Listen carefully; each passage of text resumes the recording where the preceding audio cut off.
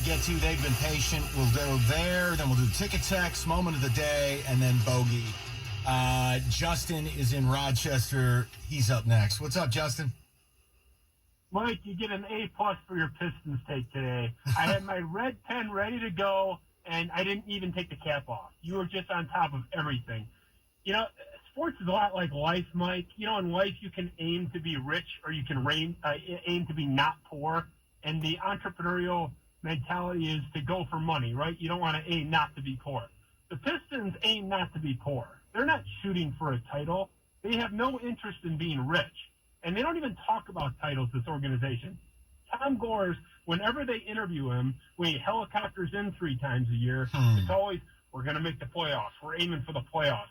This team doesn't even talk about a championship path or how they aim to get there. It's not the ethos of the organization. It is a pure and utter devotion to mediocrity. I've never seen anything like it. And when you look at what happened last year, they barely made the playoffs and didn't win a single game, and everything went right. Blake Griffin played 75-plus games. They were a picture of health, absent of Ish Smith's issue, and they still didn't do anything. So good luck getting 75 games out of Blake Griffin again. That ain't happening. It's never happened until last year in the last 8 years. So when everything goes right and you still get nowhere, what does that say about your plan? Blake gave you the season of his career.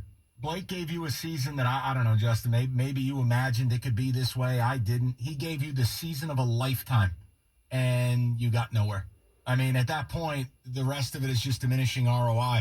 My thing is, look, even if they don't want to tear the whole thing down, what are you doing with Blake Griffin here over the next 2 years? If you're just punting for the summer of 21, then what the hell are you doing? I mean, it's such a total dishonest waste of time.